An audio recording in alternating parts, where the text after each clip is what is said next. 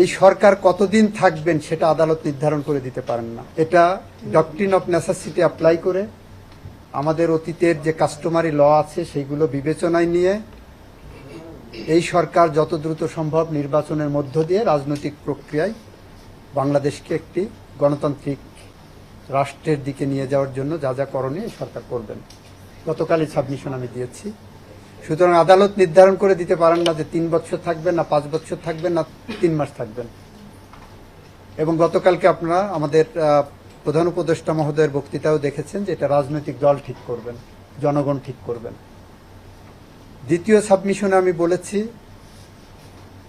মহান মুক্তিযুদ্ধের মধ্য দিয়ে অর্জিত এই বাংলাদেশ এবং এই বাংলাদেশের সংবিধান মানুষের অধিকার নিশ্চিত করার জন্য এটা হয়েছে, সেটা প্রথম মুক্তিযুদ্ধ এবং এই যে দ্বিতীয় মুক্তিযুদ্ধ জুলাই আগস্টে যেটা হয়েছে গণঅভ্যুত্থান,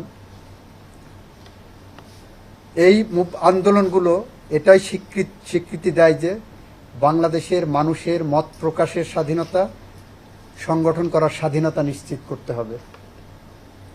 বাংলাদেশ আওয়ামী লীগের গুটি কয়েক নেতা কর্মীরা এমনভাবে অপরাধে জড়িয়ে পড়েছিলেন, কর্তৃত্ববাদী সরকার এমনভাবে অপরাধে জড়িয়ে পড়েছিলেন, এ ব্যাপারে কারোর কোনো দ্বিমত আপাতত দেখি না। তবে তাদের অপরাধের বিচার ভিন্নভাবে হবে। তাদের অপরাধের বিচার যেভাবে রাষ্ট্রীয় আইন আছে সেভাবে করবেন। সেই অপরাধের বিচারের সাথে ওই সংগঠনের নিবন্ধন বাতিল করতে হবে, এটাই সরকার মনে করে না এবং সংবিধান সমর্থন করে না।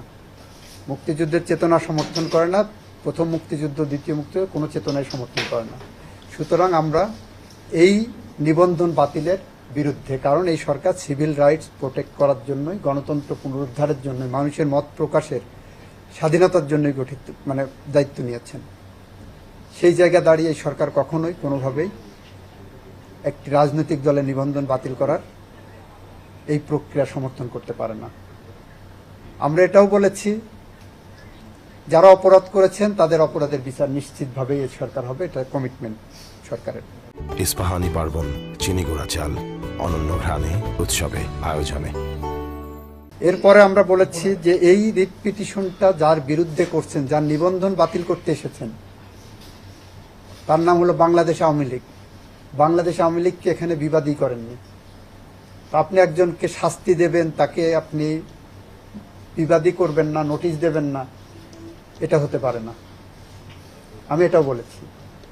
আমি বলেছি বাংলাদেশ আওয়ামী লীগকে নিষিদ্ধ করার দাবি করতে পারত বিএনপি বা অন্য রাজনৈতিক দলগুলো, যে পরিমাণ তারা সাফার করেছে বা প্রতিপক্ষ মনে করে। এখন পর্যন্ত বিএনপি বা অন্য কোনো রাজনৈতিক দল আওয়ামী লীগকে নিষিদ্ধ করার কোনো দাবি প্রত্যক্ষ বা পরোক্ষভাবে করেননি। ফলে তারা চায় লেভেল প্লেয়িং ফিল্ড হোক, রাজনীতির মাঠে জনগণ যাকে গ্রহণ করে সেই রাজনীতি, রাস্তার রাজনীতি আপনি কেন আদালতে টেনে আনবেন? অতীতে এই আদালত পাবলিক ইন্টারেস্ট লিটিগেশনের নামে অনেক রকমভাবে মিসইউজ করেছেন আপনাদের 102 এর জুরিসডিকশন। আমরা চাই সেই মিসইউজটা বন্ধ হোক। আমি বলেছি বিচারপতি তোমার বিচার করবে যে জন, সেই জনতা আজ জেগেছে, সেই জনতা। এই যে থিওরি, এই থিওরি অ্যাপ্লাইড হয়েছে গত গণঅভ্যুত্থানে। আমাদের দেশের সুপ্রিম কোর্টের প্রধান বিচারপতির, বাংলাদেশের প্রধান বিচারপতির বাসভবনে আক্রমণ হয়েছে।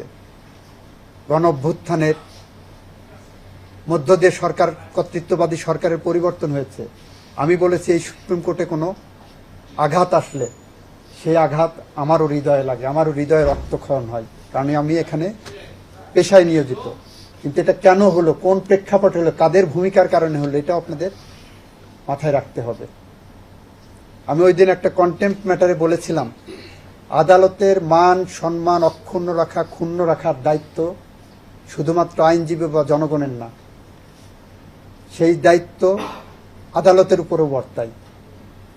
আদালত যদি এমন কোনো কাজ করে যে আদালত সম্পর্কে মানুষের মধ্যে নেতিবাচক কোনো ধারণা তৈরি হয়, তাহলে যে জজের কারণে এই ধরনের নেতিবাচক ধারণা তৈরি হবে বা আদালত সম্পর্কে স্ক্যান্ডালাইজেশন হবে, সেই জজ ও সাবজেক্ট টু কন্টেম্প। উনিও আদালত অবমাননা করেছেন বলে ওনার কিন্তু বিচার হতে পারে। তো আমাদের পক্ষ থেকে, রাষ্ট্রের পক্ষ থেকে আমাদের বক্তব্য খুব সুস্পষ্ট।